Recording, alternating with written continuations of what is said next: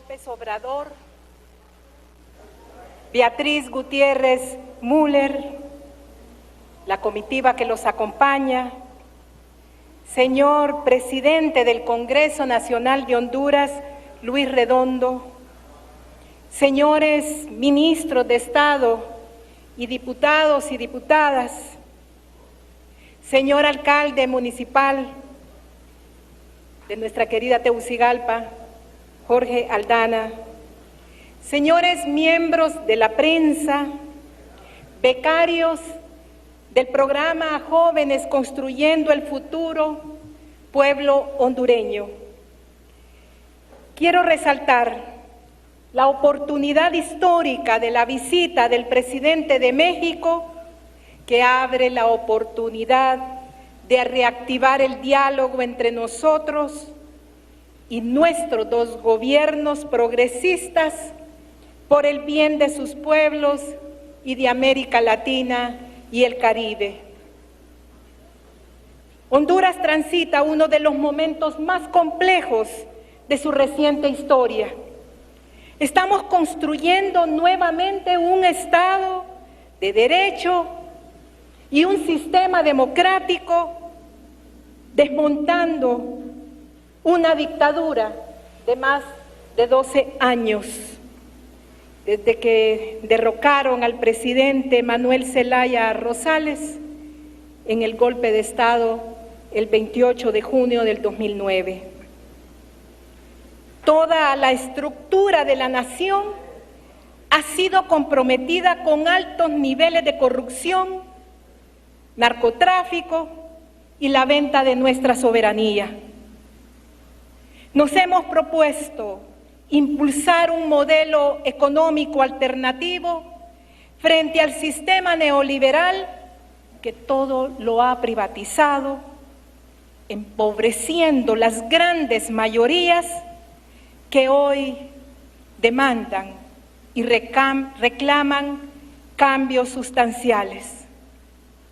En función de este mandato del pueblo, que me eligió como la primera mujer presidenta en la historia de Honduras, considero esencial profundizar nuestras relaciones políticas, sociales, económicas y de cooperación con la hermana República de México y con el presidente Andrés Manuel López Obrador.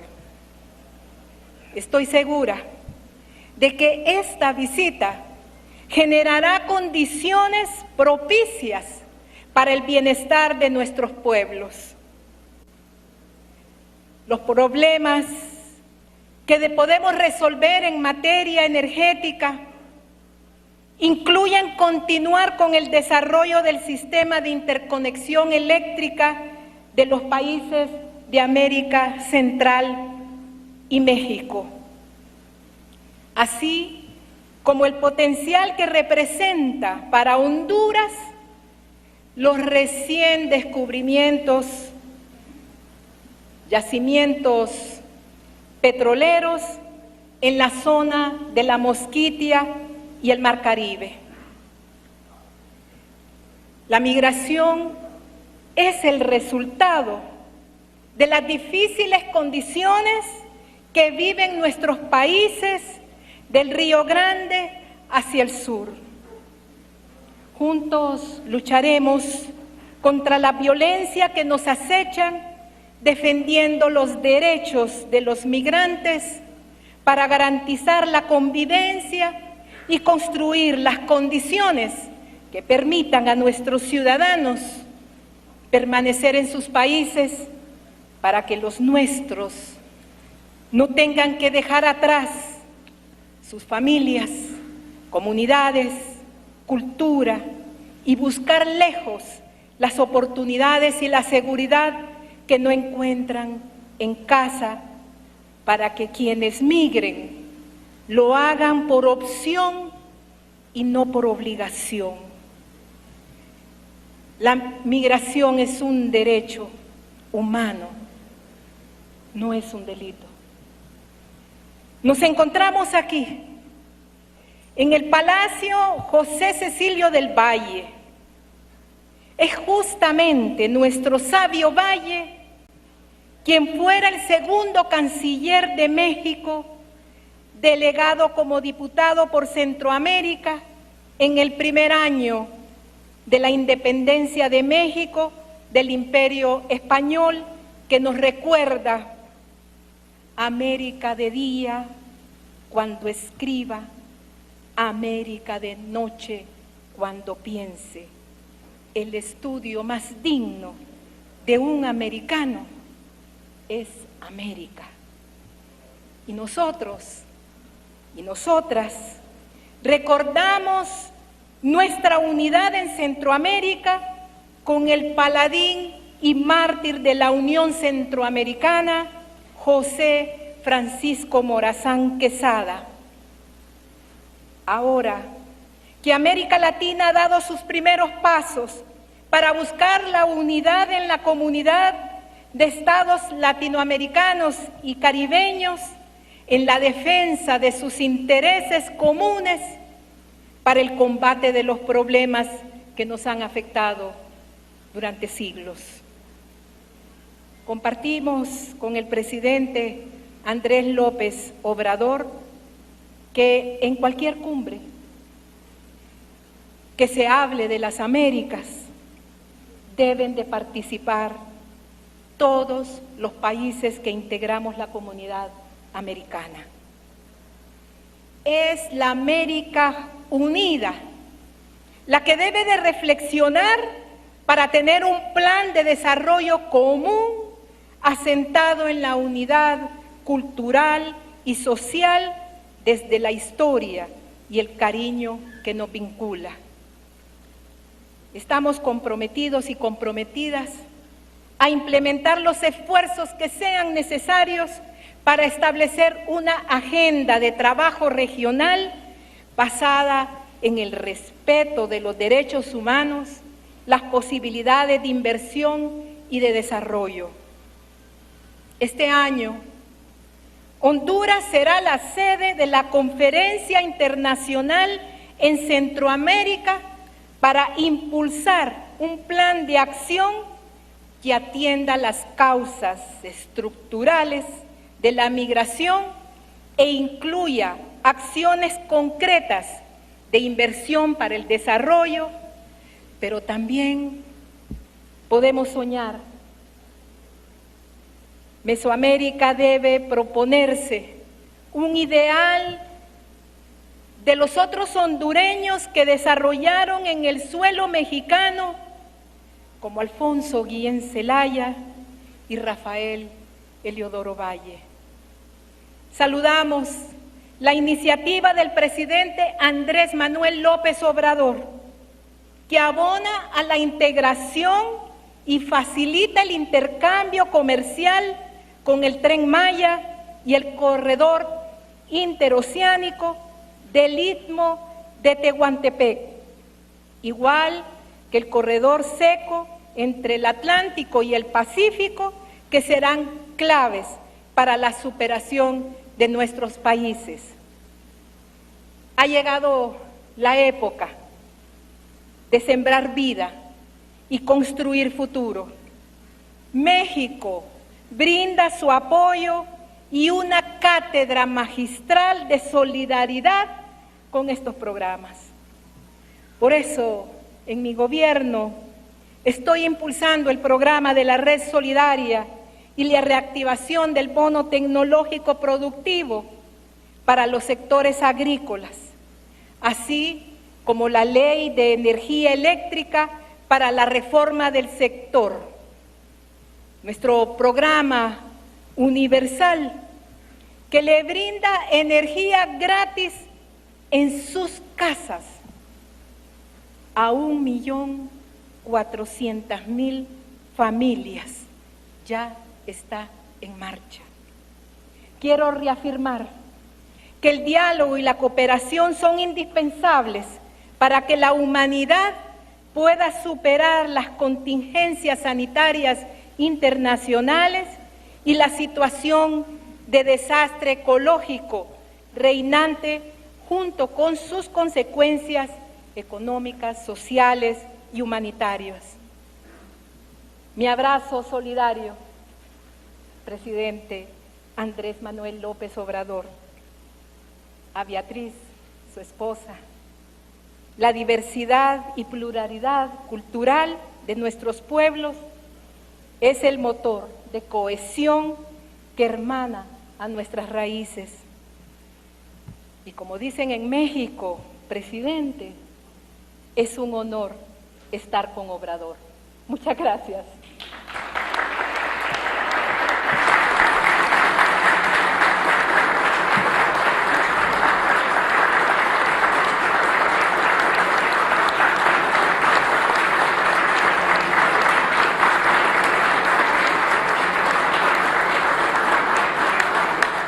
Hoy es un día de mucha gloria y de grandes expectativas para todo el pueblo hondureño, con la augusta visita del señor presidente de México, razón por la cual hace unos pocos minutos la excelentísima señora presidenta de Honduras, Xiomara Castro de Zelaya, llevó a cabo una merecida condecoración con la Orden Civil José Cecilio del Valle en el grado Gran Cruz, placa de oro, al excelentísimo señor presidente de México. Toda la patria hondureña, señor presidente, abre sus puertas y se siente muy feliz con su visita en esta fecha histórica. Señoras y señores, a continuación, con su mensaje de esperanza para estos dos pueblos hermanos, el excelentísimo señor presidente de los Estados Unidos mexicanos, Andrés Manuel López Obrador. Amigas, amigos hondureños,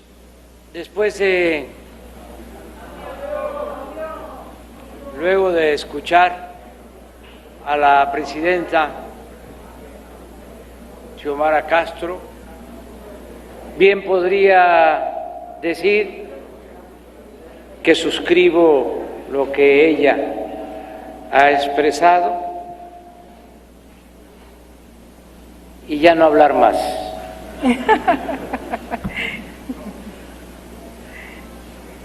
Diría, si acaso, he dicho. Muchas gracias. Pero traigo un escrito y lo cierto es que me da mucho gusto estar en Honduras con este pueblo hermano y estar con la presidenta Xiomara Castro, una mujer con convicciones, con principios, con ideales, una mujer ejemplar. Me da mucho gusto estar entre ustedes cuando la esperanza se ha fortalecido en nuestros respectivos países y ambos se encuentran bajo una clara orientación progresista a favor de la soberanía y el bienestar para las clases populares, y subrayo, en contra de la corrupción. Nuestro empeño tiene bases firmes y compartidas. En los territorios de México y de Honduras floreció la gran civilización maya, heredera de la Olmeca, en un tiempo en el que las fronteras no habían sido inventadas y Mesoamérica era un mosaico de culturas emparentadas. Es claro que hubo vínculos e influencias entre Teotihuacán y Copán, y que era, junto con Tikal, Calakmul y Palenque, me refiero a Copán, uno de los 4 señoríos más poderosos de esta región. Hoy, gracias a los descubrimientos de los arqueólogos, se han podido descifrar los glifos de las estelas y otros monumentos y leerlos con cierta fluidez para asomarse a una historia de complejos equilibrios, conflictos y cooperación entre esas sociedades. La invasión española fue igualmente cruel en Honduras y en México, y las guerras para conquistar ambos territorios se entremezclan desde que Cristóbal de Olid traiciona a Hernán Cortés y este organiza una expedición desde la ya vencida Tenochtitlán para castigar al desleal, pero cuando llegó a Honduras, de Olid ya había sido asesinado por otros españoles. Tanto en México como en Honduras y en Guatemala, la resistencia indígena empezó desde la llegada misma de los invasores europeos.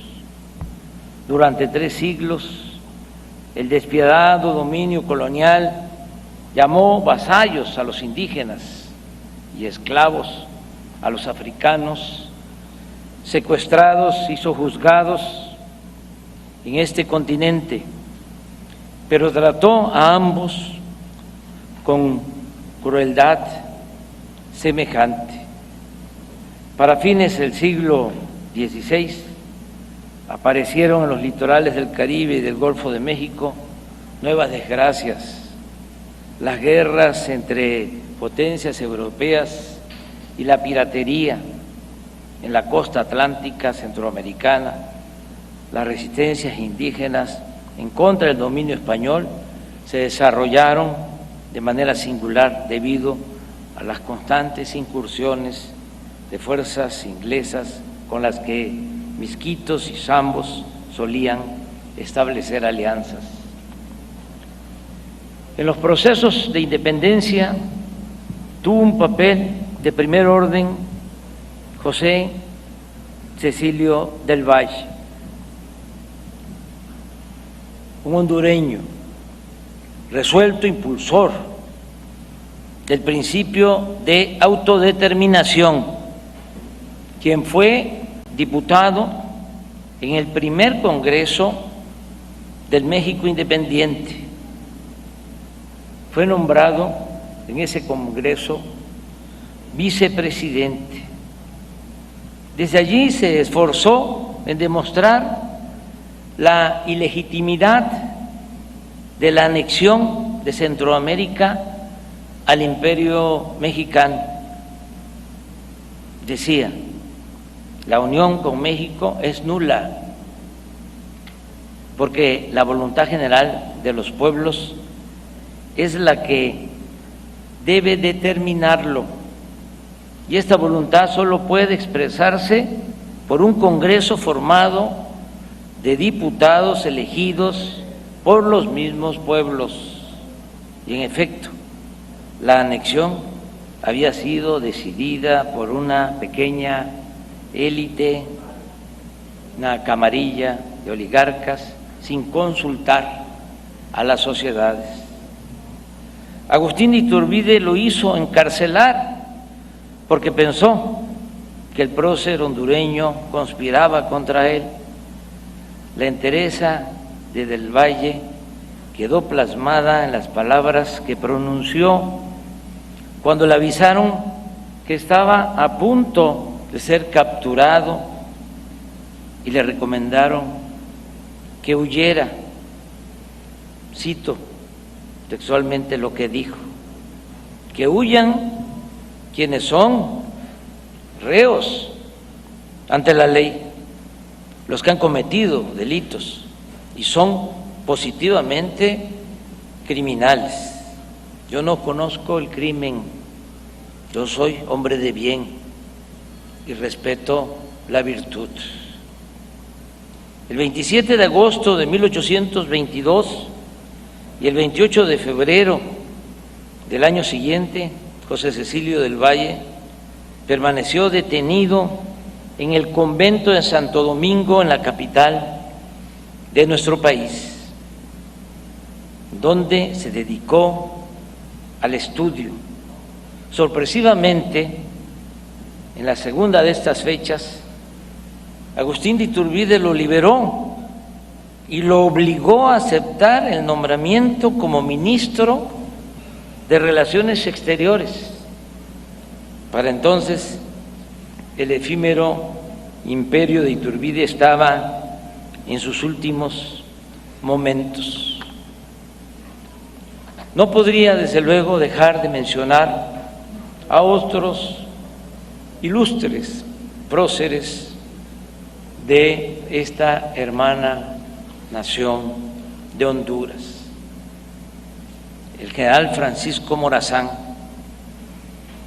quien en época tan temprana como 1830 proclamó la separación entre la Iglesia y el Estado e intentó llevar a cabo transformaciones políticas y sociales de gran calado para desmantelar el régimen heredado de la colonia y construir una sociedad fundamentada en la educación universal, la libertad de pensamiento y la igualdad social y política, acorde con el ideario liberal.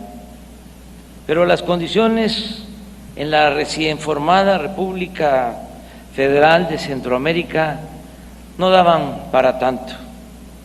El prócer se adelantó a su tiempo y el noble y meritorio empeño de Morazán por hacer realidad los principios de la libertad, la igualdad y la fraternidad se disolvió conforme el propio país se desmoronaba para dar paso a 5 repúblicas independientes.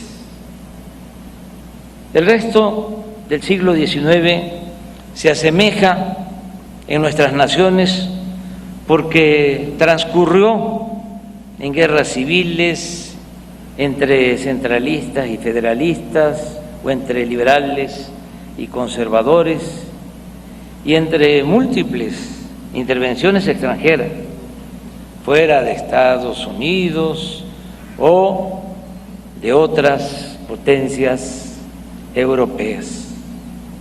Y como no debo extenderme en estas evocaciones históricas, paso por encima del siglo XX para centrarme en la actualidad. Como señalé al principio, los gobiernos de Honduras y de México comparten hoy visiones y propuestas para dejar atrás la larga noche del neoliberalismo, un periodo caracterizado por la dependencia, el autoritarismo, la impunidad, la desigualdad, la corrupción y la descomposición social. Presidenta Castro, compañera Xiomara, los pueblos de México y Honduras se han manifestado por el ejercicio pleno de la soberanía, la honestidad en el gobierno y el imperio de la justicia, especialmente para los más marginados, las mujeres, los pueblos originarios, los campesinos y los asalariados, los que han sufrido violencia, explotación y opresión durante 5 siglos. Los infortunios causados por las políticas económicas oligárquicas han tenido entre sus consecuencias más trágicas la ruptura del tejido social y la emigración forzada de millones. Es este un fenómeno que ha causado devastación en nuestros países, ha despoblado nuestros campos, ha provocado la separación desgarrada de familias y ha lanzado a incontables migrantes a vivir los peligros de la larga travesía. Quienes logran completarla enfrentan en tierras extranjeras persecución policial, discriminación y racismo. El ejercicio de la libertad de tránsito es sagrado, pero es intolerable el que muchos se vean forzados a abandonar su lugar de origen por hambre, por inseguridad o por total carencia de horizontes de vida. Esta clase de migración obligatoria, como usted lo ha señalado, y masiva, es un fenómeno que involucra a los países de origen, a los de tránsito y a los de llegada. Y la única forma de resolverlo es mediante el entendimiento y la cooperación multilateral. Por eso, en México, mi gobierno está empeñado en un proyecto de desarrollo y generación de bienestar para arraigar a la tierra a quienes hoy no tienen otro remedio que abandonarla. Pero además de punto de partida, somos territorio de tránsito y estamos conscientes del sufrimiento y el riesgo que ese tránsito representa para muchos hermanos hondureños, guatemaltecos, salvadoreños y para todos los ciudadanos de otros países. Por eso hemos venido insistiendo en la pertinencia de aplicar en Centroamérica programas sociales como los que nosotros hemos estado aplicando desde hace 3 años con buenos resultados en nuestro país. Para ello no basta la voluntad de los latinoamericanos, necesitamos además que Estados Unidos se involucre de manera clara en la solución de un problema que también le afecta y que contribuya a financiar esos programas. En El Salvador ya se están aplicando 2, Sembrando Vida y Jóvenes Construyendo el Futuro, y acabamos de suscribir el acuerdo aquí en Honduras para lo mismo, para que se apliquen estos 2 programas. Aquí ya están protagonistas de esos programas, de Sembrando Vida y de Jóvenes Construyendo el Futuro. Vamos a continuar con estos programas y queremos hacerlos masivos y lograr que beneficien no a decenas de miles, sino a cientos de miles o a millones de personas. Requerimos por eso que el gobierno y el Congreso de Estados Unidos aprueben los fondos necesarios.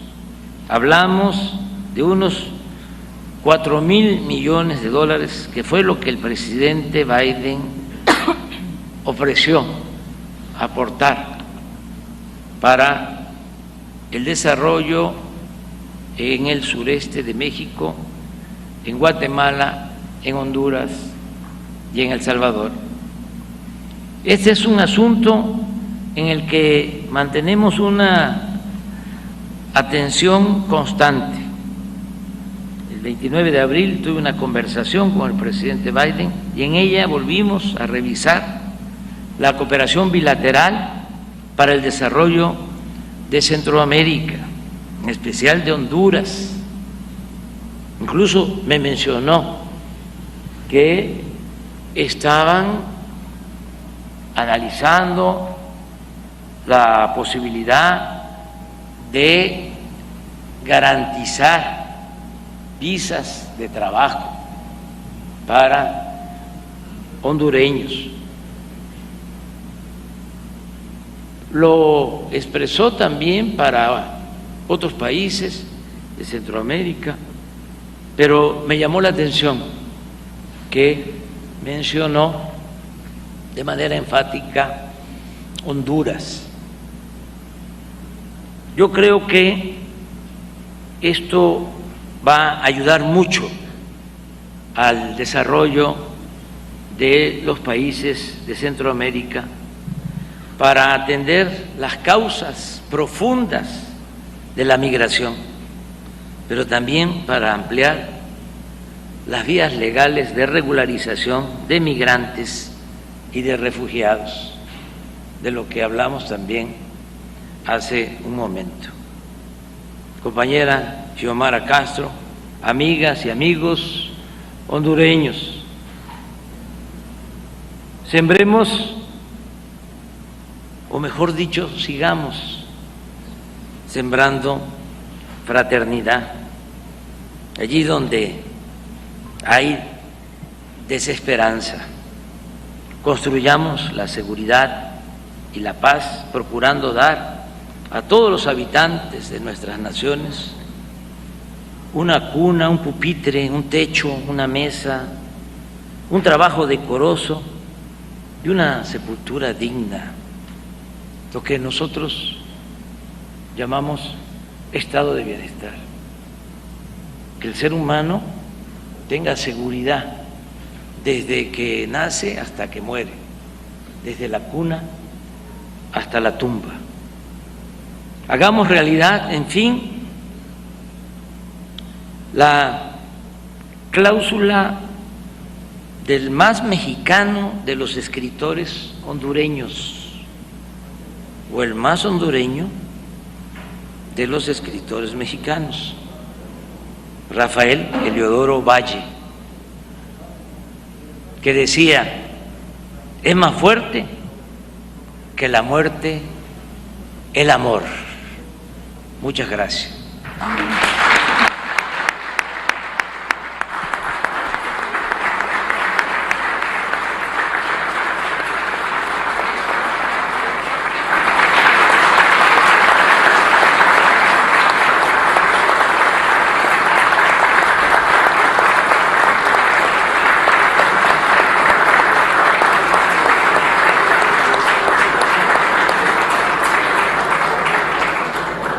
Muchas gracias.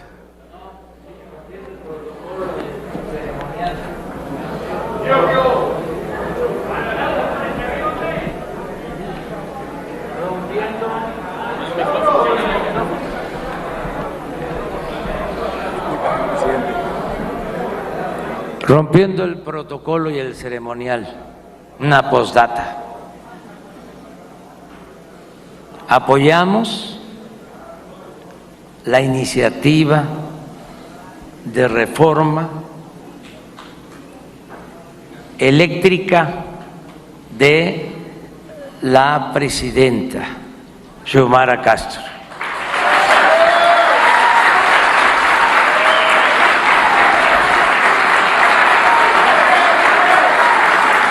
En beneficio del pueblo de Honduras, sobre todo de la mayoría del pueblo, que va a tener la posibilidad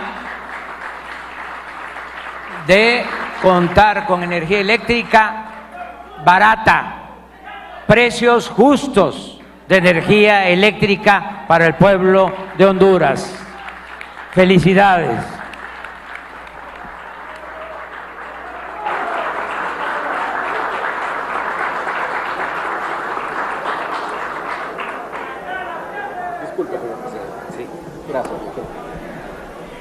Muchas gracias, señor presidente. Muchas gracias, señora presidenta. No cabe la menor duda que vientos muy oxigenados comienzan a soplar sobre esta querida patria hondureña. Muchas gracias, señor presidente de los Estados Unidos mexicanos, Andrés Manuel López Obrador. Muchas gracias por esta iniciativa, señora presidenta de la República de Honduras, Xiomara Castro de Celaya.